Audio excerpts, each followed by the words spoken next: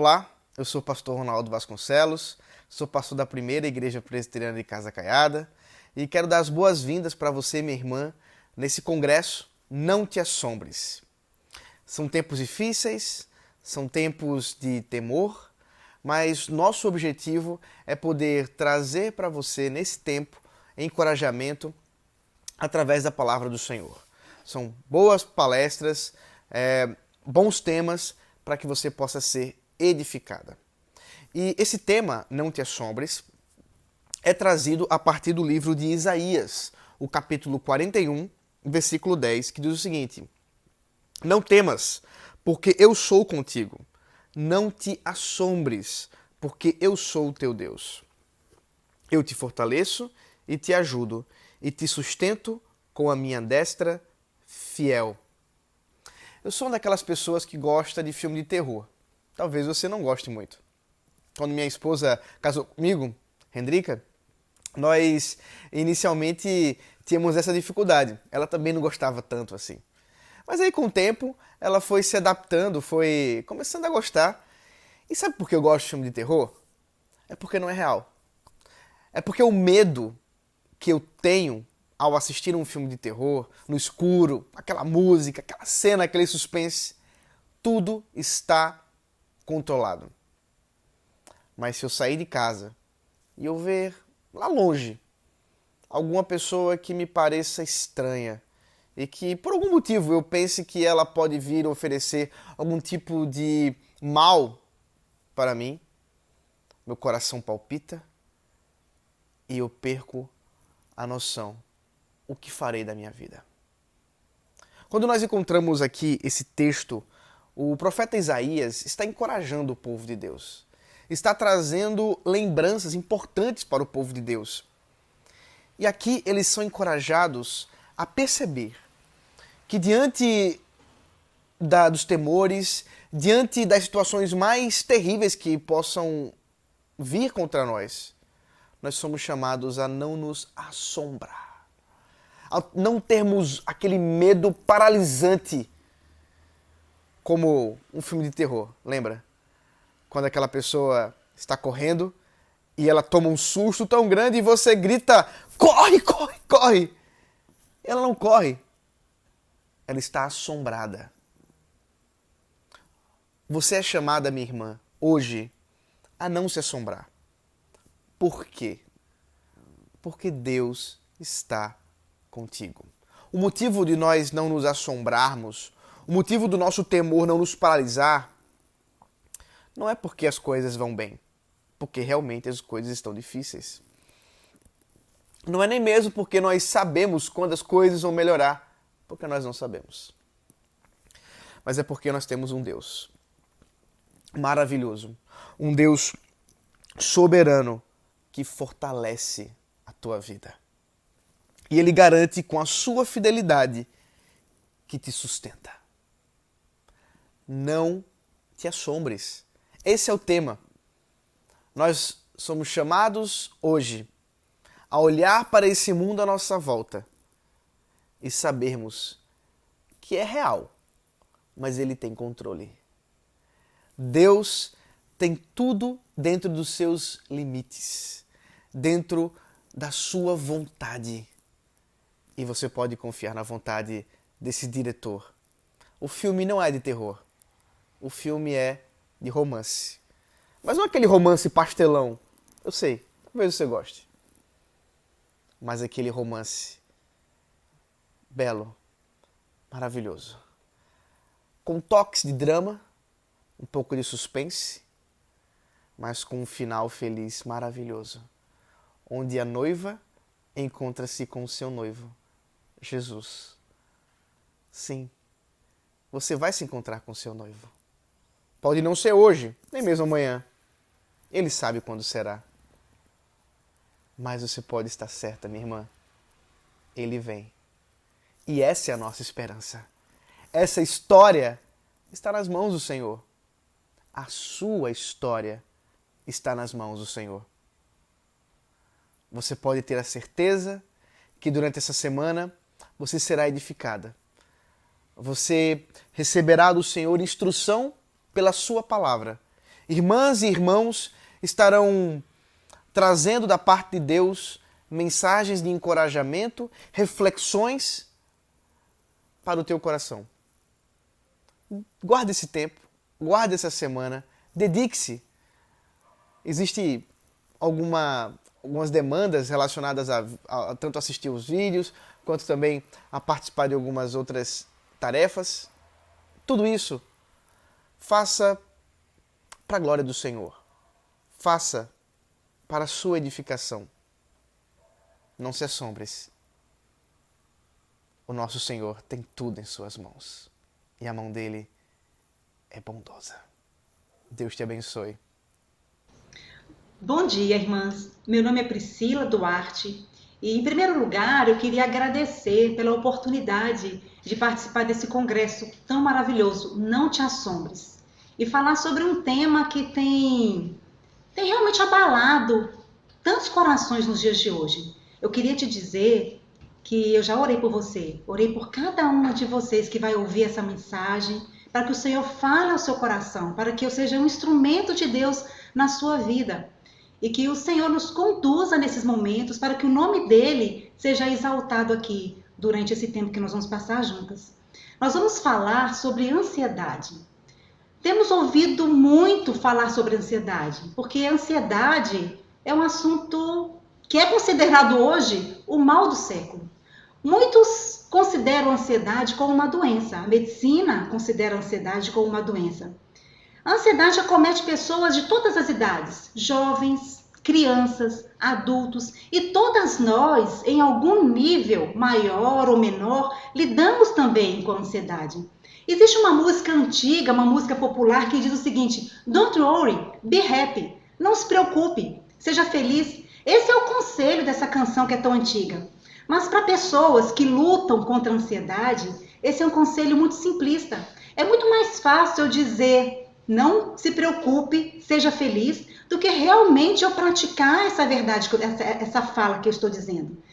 E talvez não haja outro problema que atormente mais o ser humano do que a preocupação, do que a ansiedade. A ansiedade, ela pode surgir de repente, um belo dia, ela surgir ali, te atormentar, mas também ela pode ser a sua companheira diária. A verdade é que a ansiedade, ela pode tirar o nosso sono. A ansiedade pode roubar nossa alegria. A ansiedade, ela esgota a nossa energia e ela pode até arruinar os nossos relacionamentos. E ainda, a ansiedade pode nos trazer muitos problemas de saúde, problemas sérios de saúde. Como então que a gente pode definir a ansiedade? A ansiedade é um medo, a ansiedade é uma preocupação, é um desejo de controlar um evento futuro. É um desejo frustrante, eu não tenho como controlar o futuro, mas é um desejo de controlar um evento futuro que eu tenho medo que aconteça, mas que talvez nem venha acontecer. A ansiedade é uma preocupação, é um medo do amanhã, é um medo de um futuro próximo. E muito embora a medicina considere, como eu disse, a ansiedade uma doença, ela até faz parte do Manual Diagnóstico e Estatístico de Transtornos Mentais. O meu objetivo aqui não é falar de ansiedade como doença, mesmo porque eu não sou médica, não é minha formação, não vou entrar nesse campo, mas o meu objetivo aqui é falar o que a Bíblia diz sobre a ansiedade, não o que a comunidade médica diz sobre a ansiedade, mas o que a Bíblia diz sobre a ansiedade. E a Bíblia fala sobre a ansiedade em diversos textos. Lá em Filipenses 4:6 nós lemos: não andeis ansiosos por coisa alguma.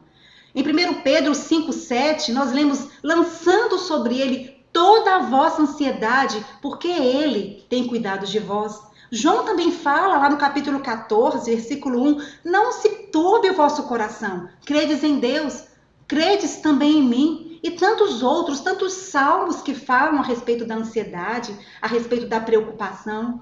Mas a minha intenção aqui não é dizer tudo que a Bíblia diz sobre a ansiedade, mas eu gostaria de, nessa manhã, meditar sobre um texto específico, um texto que tem muito a nos ensinar sobre ansiedade. Eu gostaria, te convido a abrir agora a sua Bíblia em Mateus 6, dos versículos 25 a 34.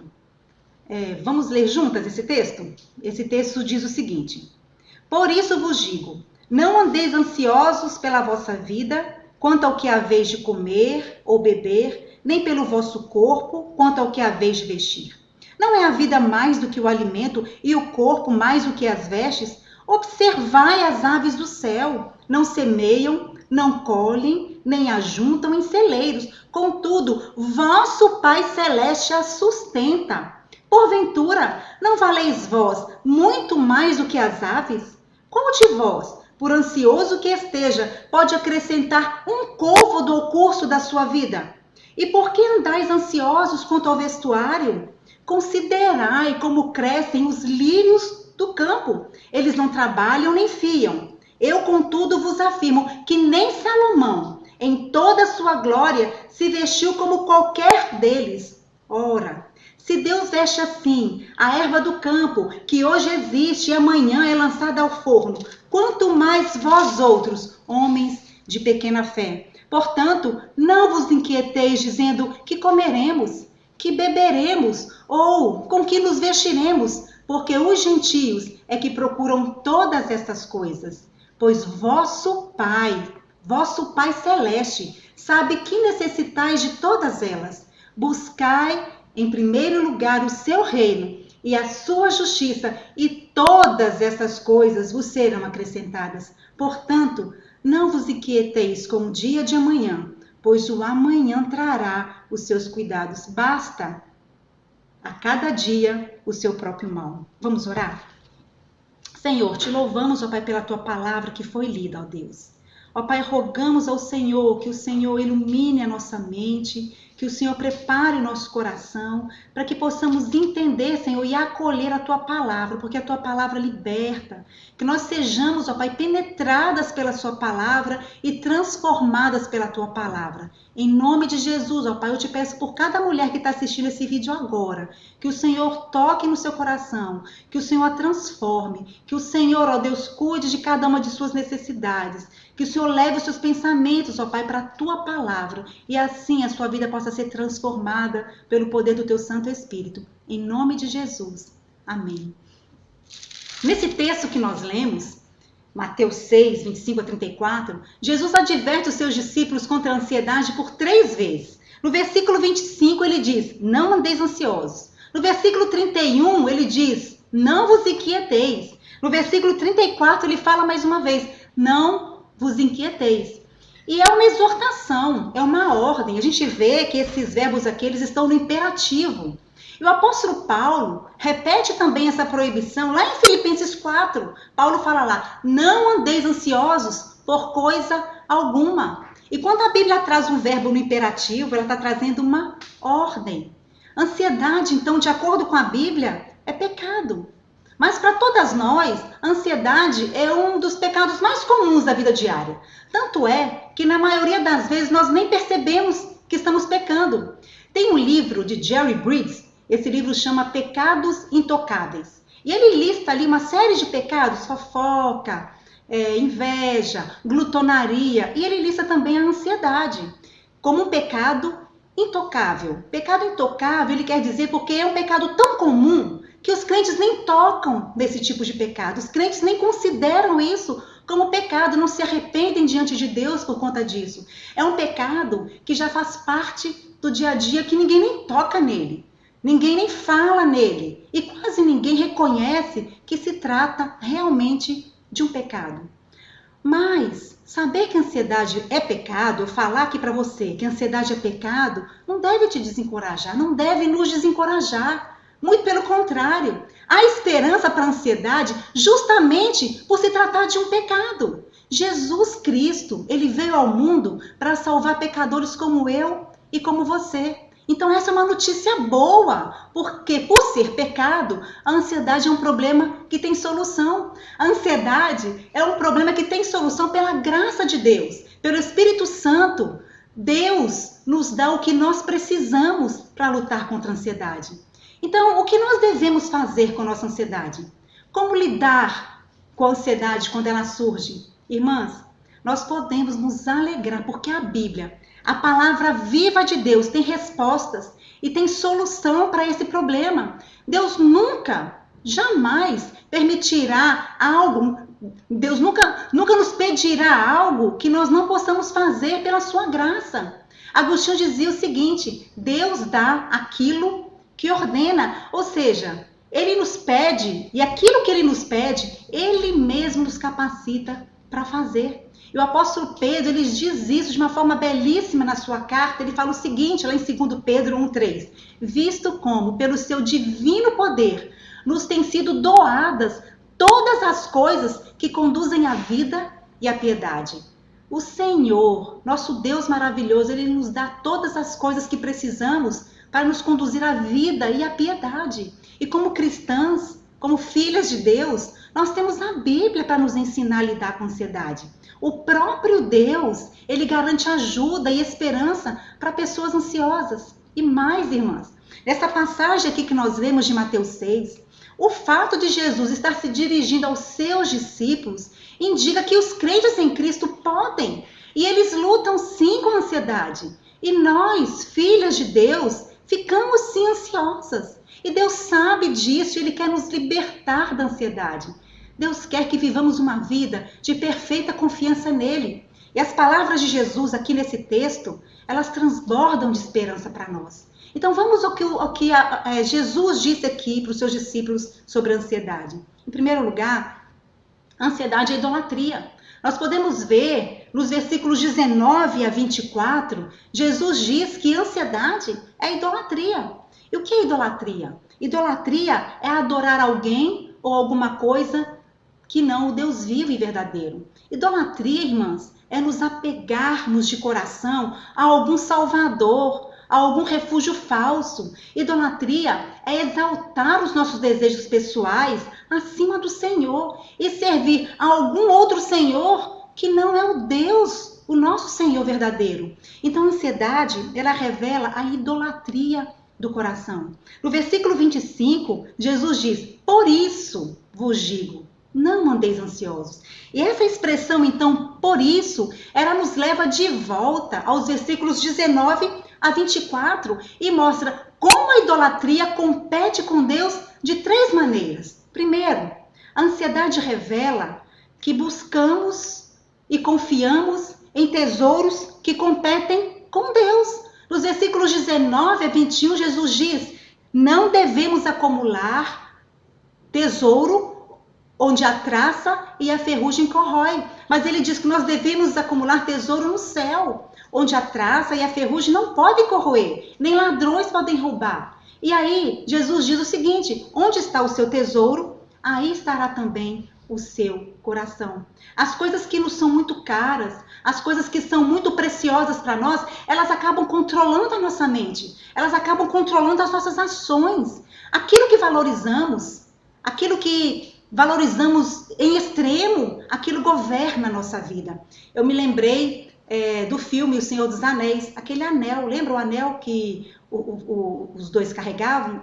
O Sméagol falava my precious, e aquele anel controlava a vida dele. E assim também, aquilo que é caro para nós, aquilo que é muito importante para nós, isso controla a nossa vida. E, em segundo lugar, a ansiedade revela que nós olhamos para a vida com olhos maus, olhos que competem com Deus. Vejamos lá nos versículos 22 e 23 o que diz. Jesus fala que os olhos são a lâmpada do corpo. Matthew Henry, quando comenta esse texto, ele diz que esses olhos aqui, que o Senhor Jesus está se referindo, significam o entendimento. Se o olho for bom, se ele fizer um juízo verdadeiro, um juízo correto, de modo a fazer escolhas certas, o olho guiará corretamente os sentimentos e as ações que estarão repletas de luz, repletas de graça, de conforto. Mas se o olho for mau, se o olho for corrupto, e se fizer escolhas equivocadas, o coração e a vida estarão repletas de trevas. E assim também os nossos sentimentos e ações, eles serão também corrompidos por aquilo que nós pensamos, por aquilo que nós entendemos. Nós precisamos entender as coisas de modo certo. Nós precisamos ver o mundo pelas lentes das Escrituras. Isso significa ter uma cosmovisão cristã. É a nossa cosmovisão, a nossa forma de ver o mundo, a nossa maneira de ver o mundo, que vai nos dar o entendimento daquilo que nós vemos. A nossa cosmovisão vai nos mostrar e vai nos fazer interpretar os fatos e as situações de maneira com que nós verdadeiramente acreditamos. O que isso quer dizer? Que a nossa cosmovisão, ela vai definir a nossa forma de agir, nossa forma de pensar. A nossa cosmovisão vai definir as nossas escolhas. A nossa cosmovisão vai definir a quem devemos servir. Se temos uma cosmovisão cristã, nós vamos olhar o mundo, enxergar o mundo pelas lentes das Escrituras, e todos os fatos que nós virmos acontecer, que nós nos depararmos com eles, nós vamos interpretar esses fatos também de acordo com o que a Bíblia diz, não de acordo com o que o mundo diz, mas de acordo com o que a Bíblia diz. A nossa cosmovisão vai definir as nossas escolhas, vai definir a quem nós vamos servir. E em terceiro lugar, a ansiedade revela que nós servimos a outros senhores que competem com Deus. No versículo 24, nós podemos ler lá no versículo 24, Jesus fala para os discípulos: ninguém pode servir a dois senhores. Alguns acham que podem se dividir entre Deus e o mundo, e assim eles terão um tesouro no mundo, na terra, e um tesouro no céu. Mas Jesus diz que ninguém pode servir a Deus e as riquezas. E a palavra traduzida aqui no versículo 24, para riqueza, é mamon. A palavra no original é mamon.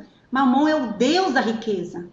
E riqueza aqui não significa só dinheiro, mas significa tudo aquilo que o mundo valoriza muito. Significa aquilo sem o qual você não pode viver.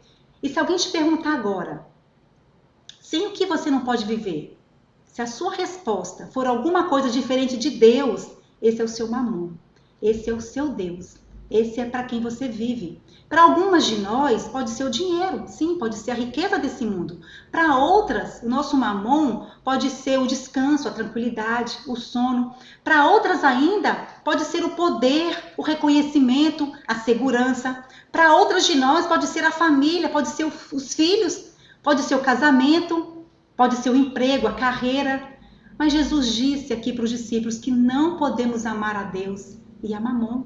Não podemos servir os dois, não podemos ser fiéis aos dois, não podemos obedecer aos dois. E não se trata aqui apenas de uma proibição. É uma proibição sim, mas na verdade, na prática, é também uma impossibilidade. Porque Deus e mamon, eles são contrários, eles são opostos. Deus nos pede nosso coração, mamon também quer nosso coração. Deus nos diz para nos contentarmos com o que nós temos, mas mamon diz para querermos sempre mais.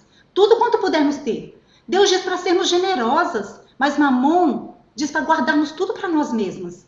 Deus diz para não ficarmos inquietas, para não ficarmos ansiosas com coisa alguma, mas mamon diz para nos inquietarmos por todas as coisas. Como vemos, as instruções de Deus e mamon são contrárias, elas são opostas. Não podemos servir os dois. Stanley Gale, que é um ministro presbiteriano, ele diz que a ansiedade é uma tentativa de destituir o único Deus no seu senhorio que nos cria e nos redime.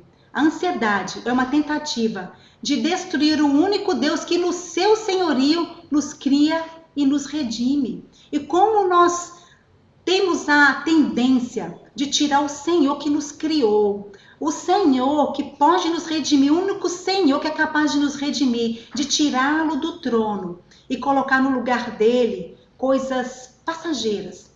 Esperamos que um bom emprego nos redima, esperamos que um bom casamento nos redima, esperamos que o reconhecimento nos redima, que nos satisfaça, mas só Deus, só o Senhor que nos criou, Ele é capaz de nos redimir, Ele é capaz de nos satisfazer, Ele é capaz de encher a nossa alma com todo contentamento. Nós não devemos vacilar entre Deus e mamon, e devemos escolher hoje mesmo a quem servir e perseverar nessa escolha. Continuando aqui no texto, nós percebemos também que a ansiedade, ela é incredulidade. Jesus não ordenou apenas que não andássemos ansiosos. Além disso, Jesus baseou sua ordem em argumentos poderosos. Jesus nos chama a pensar aqui por esse texto, não apenas pela nossa razão, mas a pensar além da razão, a pensar pela fé. Fé e razão não são contrárias. Martin Lloyd Jones diz que fé e razão não são opostas, que elas não andam em vias separadas, não, mas que fé, ela é um degrau acima da razão.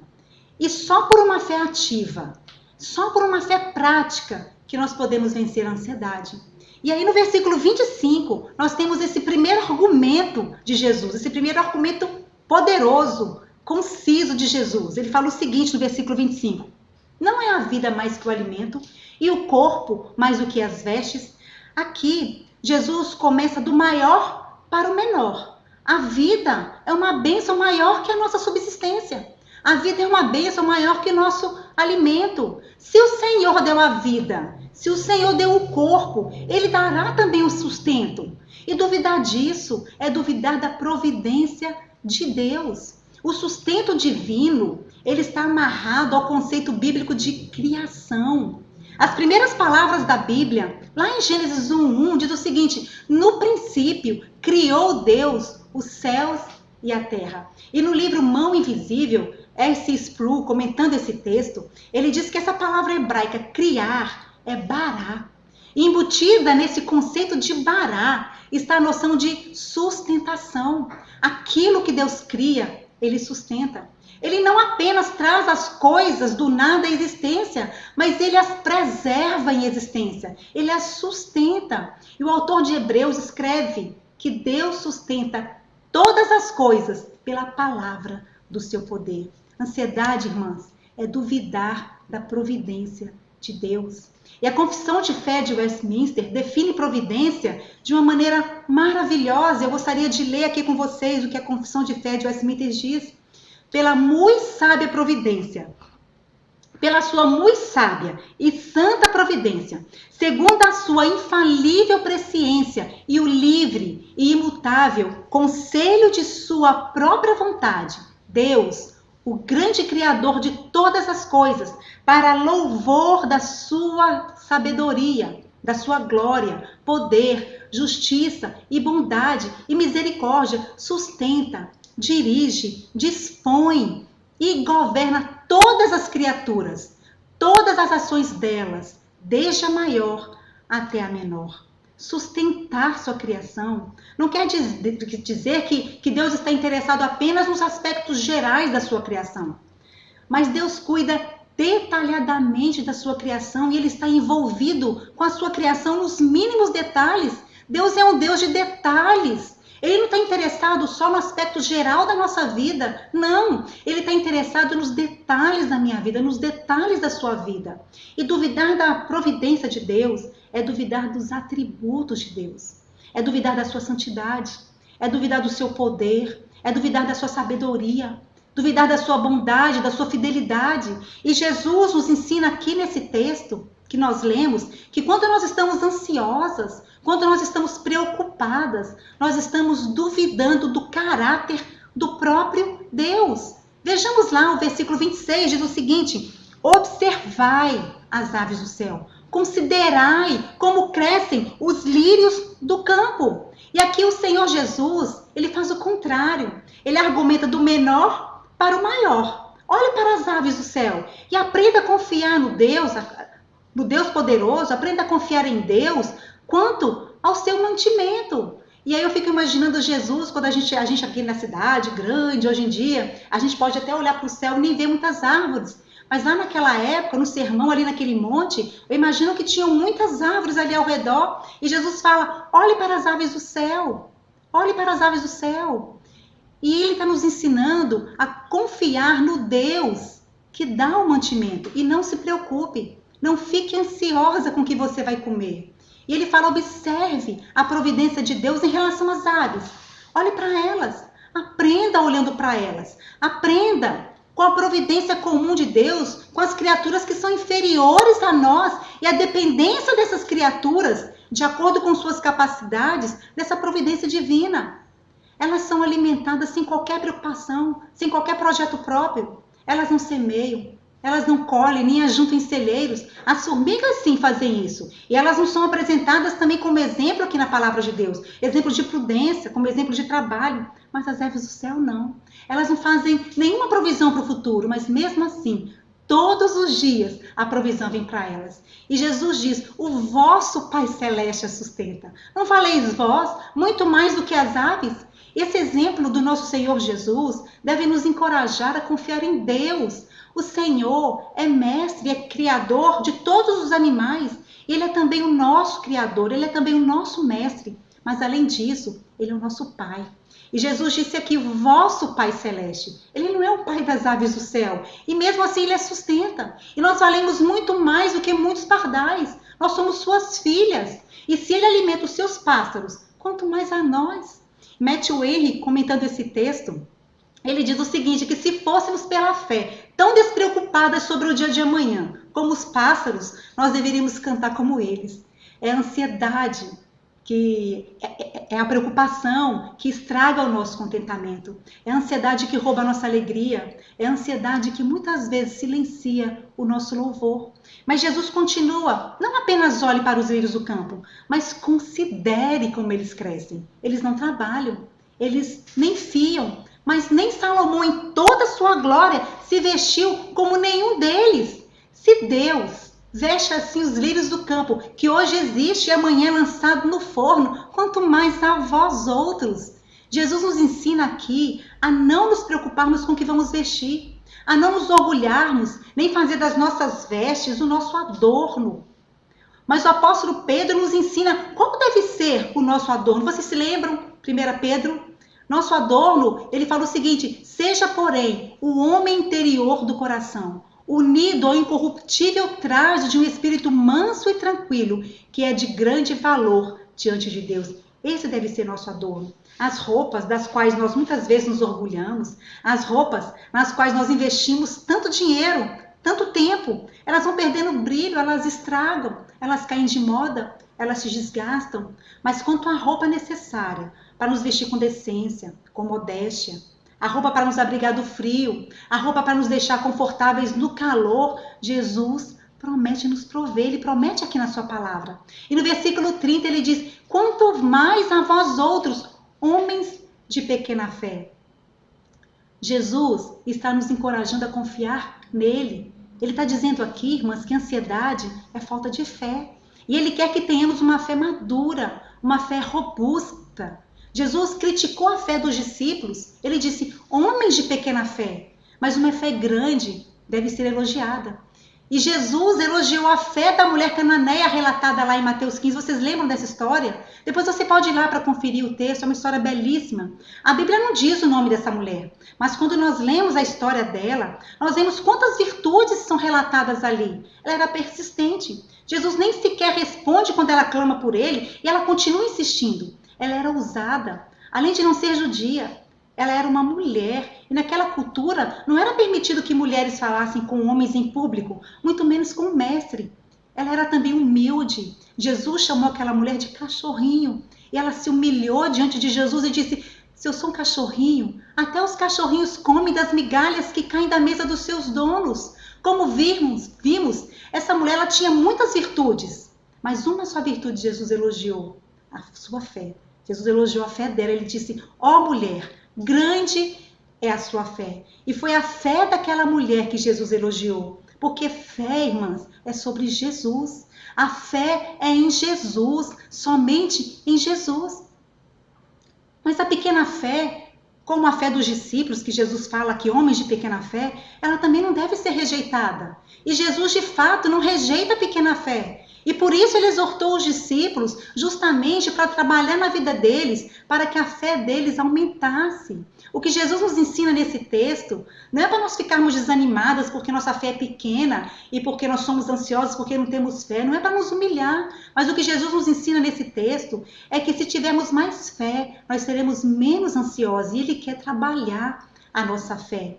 E no versículo 32, Jesus continua e diz o seguinte, os gentios é que procuram essas coisas. Os gentios que se preocupam com o que vão comer ou com o que vão se vestir. Mas vocês não. Vocês não precisam se preocupar porque o vosso Pai Celeste sabe que necessitais de todas elas. Mais uma vez, o nosso Deus, nosso Jesus, nosso Senhor Jesus disse aqui, o vosso Pai, ele não é o Pai dos ímpios, mas Ele é o vosso Pai Celeste. Os ímpios se preocupam com essas coisas porque eles não conhecem coisas melhores. Os ímpios buscam essas coisas porque é o que eles têm. Eles não olham para a eternidade como nós devemos olhar. Eles não conhecem o amor do Pai. Eles não conhecem a providência divina. Tudo que eles têm é o aqui e o agora. E eles desejam ardentemente as coisas desse mundo porque eles só têm esse mundo. Eles só conhecem esse mundo. É tudo que eles têm. Mas nós, irmãs, para nós, o nosso Senhor nos prometeu o seu reino. A nossa esperança não está nesse mundo. E nós podemos dizer como Paulo, se a nossa esperança em Cristo se limita apenas a essa vida, nós seremos os mais infelizes de todos os homens. Lá em 1 Coríntios 15, 19. Paulo sabia que as coisas desse mundo nem se comparavam com o que Deus tem preparado para os seus filhos. Nós processamos uma fé que nos ensina que existem promessas para a nossa vida eterna, sim, mas também para o bem dessa vida aqui e agora. Não precisamos ficar ansiosos, não precisamos ficar preocupadas. Nós somos diferentes dos ímpios. Nós não devemos andar ansiosas como eles, enchendo o nosso coração com as crenças deles. Lembram do olho bom do versículo 22? Nosso pensamento deve ser iluminado, deve ser transformado pelas Escrituras. Deus sabe muito melhor do que nós aquilo de que precisamos. E todos os recursos Deus tem para prover tudo o que precisamos. Ele é o nosso Pai, Ele nos ama e Ele tem compaixão de nós e está pronto para nos ajudar. Mas a boa notícia é que a ansiedade, ela tem solução. E Jesus nos ensina aqui que a ansiedade sim é pecado, que a raiz da ansiedade é sim a idolatria. Ele baseia a proibição de sermos ansiosos em argumentos que nos fazem olhar para fora de nós mesmos, em argumentos que nos fazem olhar para a natureza e ver a providência de Deus. E não só isso, Jesus nos dá também a solução para a ansiedade. No versículo 33, Jesus, ele nos dá um antídoto contra a ansiedade. Ele diz, buscai primeiro o reino de Deus e a sua justiça, e todas essas coisas vos serão acrescentadas. Esse é um argumento duplo contra a ansiedade. Não fique ansioso com sua vida. Você tem coisas maiores, você tem coisas melhores para cuidar, que é a vida da sua alma. Essa é a nossa maior necessidade, é buscar o Senhor, é crer nas suas promessas, é orientar nossa vida pelas prioridades dEle. Esse é o antídoto contra a ansiedade. O Catecismo de Westminster diz isso logo na sua primeira pergunta. Eu acho que todas nós conhecemos, pelo menos a primeira pergunta do Catecismo de Westminster. Diz o seguinte, qual é o fim principal do homem? Glorificar a Deus e gozá-lo para sempre. Buscai primeiro o reino de Deus e a sua justiça, e todas essas coisas vos serão acrescentadas.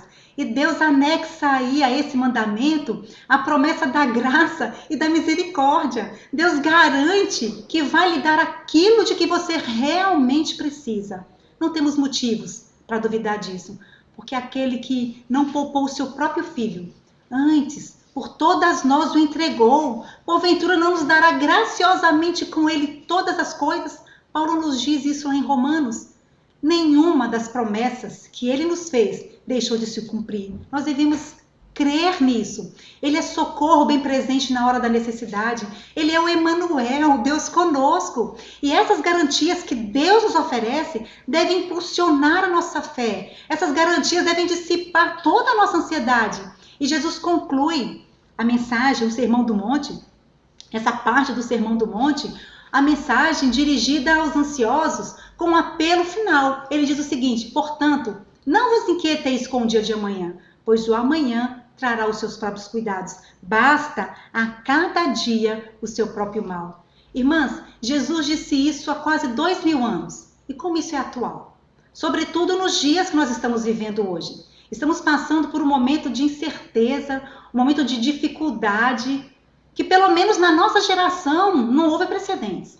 Nós não sabemos realmente como serão os próximos dias. Realmente nós não sabemos como será o mundo depois dessa pandemia. Não sabemos se teremos nossos empregos, não sabemos se a recessão vai ser fortíssima a ponto de muitas pessoas passarem fome. Nós não sabemos como será, não sabemos como será a nossa vida depois disso. Mas Jesus continua dizendo, hoje, quase 2000 anos depois, como ele disse para aqueles discípulos, não se preocupe com o dia de amanhã. A preocupação, a ansiedade, não tem o poder de melhorar nosso futuro.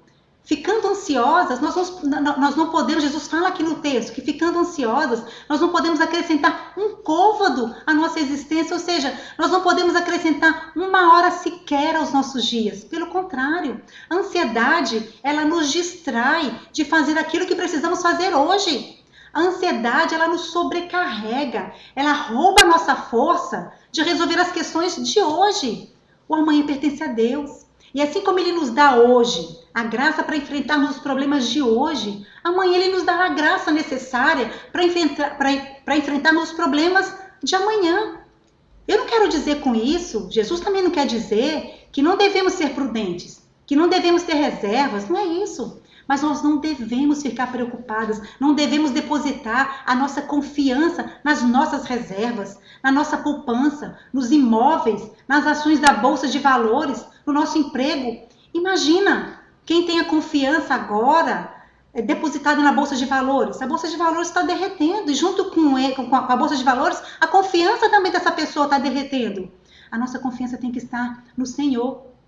Eu me lembro de uma vez que eu fui dar uma palestra sobre feminilidade bíblica numa igreja, e ao final da palestra uma senhora me perguntou o seguinte: Priscila, é pecado eu orientar minha filha a ter primeiro um bom emprego, a ter primeiro a independência financeira como um plano A, e depois disso o casamento ser o plano B? E eu respondi para ela me pegou de surpresa, eu respondi para ela o seguinte: minha irmã, a confiança da sua filha, ela não deve estar nem no emprego, nem no casamento, mas em Deus. É em Deus que nós devemos confiar sempre. Eu não devo confiar no meu emprego. E se o emprego falhar? Aí eu vou confiar em Deus? Essa é a ordem? Eu confio no meu emprego? Se o emprego falhar, aí sim eu vou confiar em Deus? Não. Confiar em Deus deve ser o nosso único plano, não deve ser um plano B. Confiar em Deus, nem plano A. Confiar em Deus deve ser o nosso único plano, porque é Ele quem dá o emprego. É Deus quem dá o sustento. É Deus quem dá o casamento. É Deus quem dá a família. E é dele que vem todas as coisas. Não devemos ficar ansiosas, preocupadas, com ideias pré-concebidas, concebidas aqui na nossa mente, de que dificuldades do amanhã que nem podem acontecer. Às vezes a gente imagina e se preocupa com um cenário que nem vem acontecer. E mesmo se vierem acontecer, acreditem, elas poderão ser tratadas com a graça que o Senhor nos dará no momento que nós precisarmos tratar delas. Basta a cada dia o seu mal. O dia de hoje tem dificuldade suficiente para serem resolvidas hoje. E nós não devemos somar as dificuldades de hoje os problemas de amanhã. Não sabemos sequer que problemas realmente nós teremos amanhã. Só Deus sabe o amanhã. E uma coisa é certa: Deus quem coloca o futuro amanhã. É Deus quem coloca o futuro ali. Deus sabe o fim desde o começo. Não fiquemos sobrecarregadas com todos os problemas de uma vez. A providência, ela sabiamente ordenou que os problemas ocorressem aos poucos para que nós pudéssemos vencê-los em etapas, dia a dia. Deus nos dá graça para viver hoje.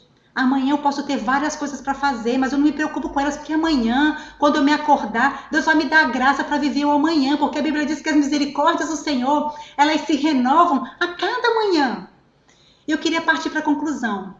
Eu queria caminhar para a conclusão e dizer que aceitar a vontade providencial de Deus não quer dizer, não significa que deixemos de orar sobre o resultado.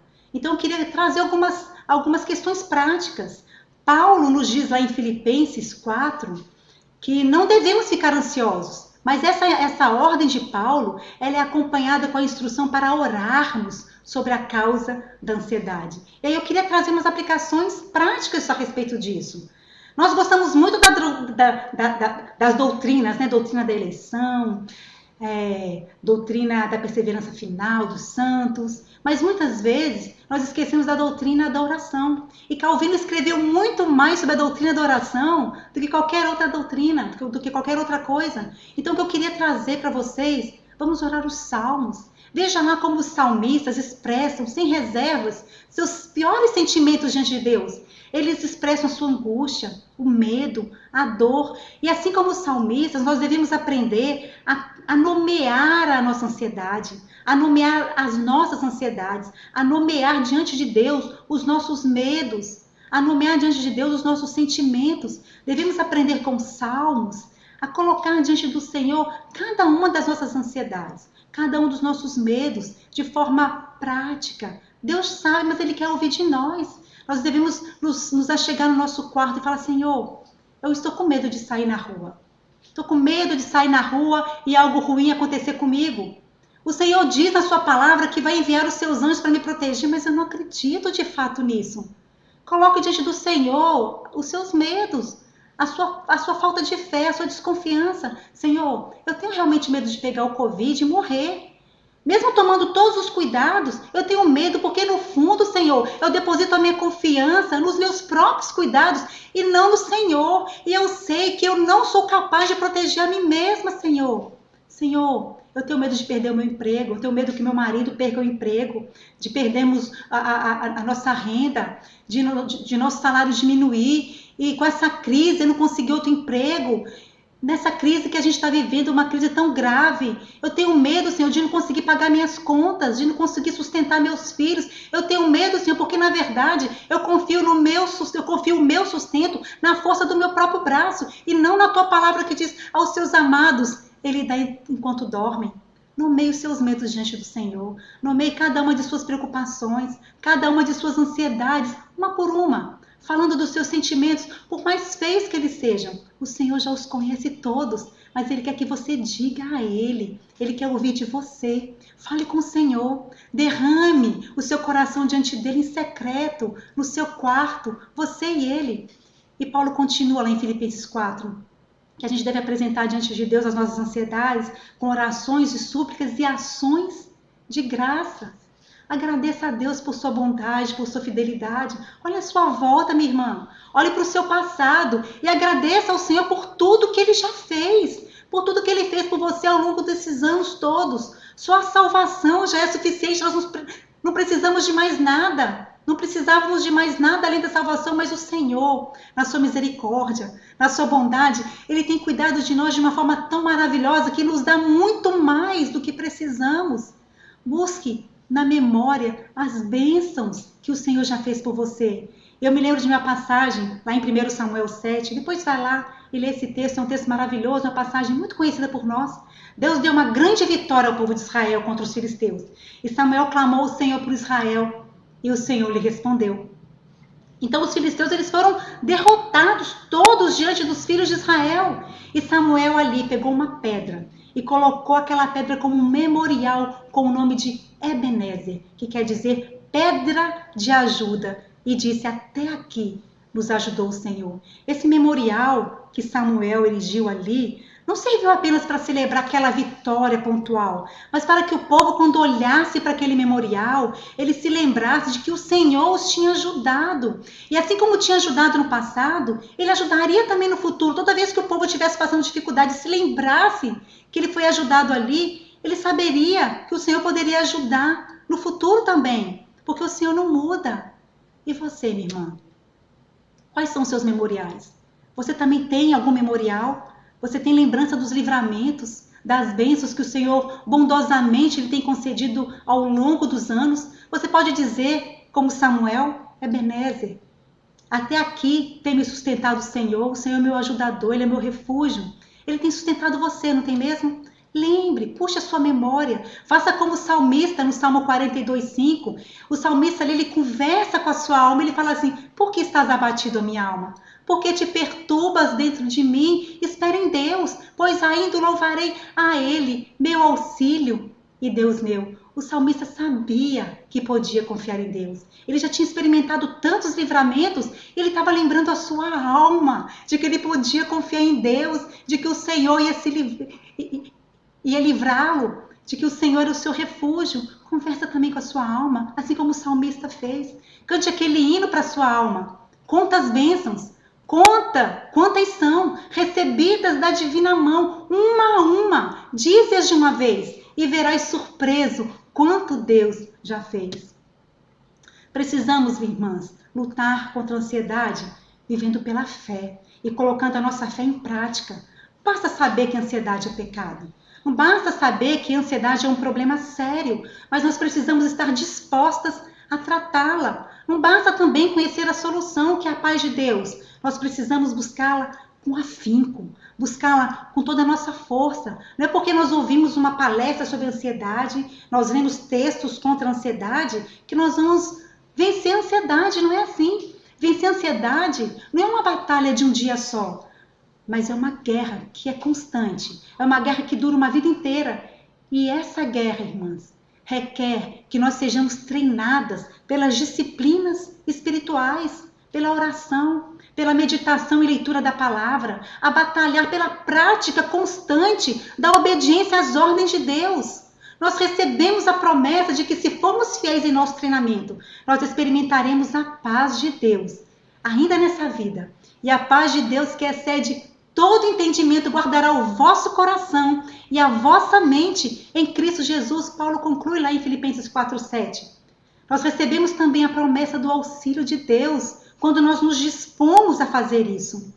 Não temas, porque eu sou contigo. Não te assombres, porque eu sou o teu Deus. Eu te fortaleço, eu te ajudo e te sustento com a minha destra fiel. Isaías 41:10. Que o Senhor te abençoe, que o Senhor nos abençoe e que o Senhor nos faça andar por caminhos tranquilos, por caminhos sabendo que Ele está conosco, que Ele é o nosso refúgio, Ele é o nosso ajudador. Deus nos abençoe.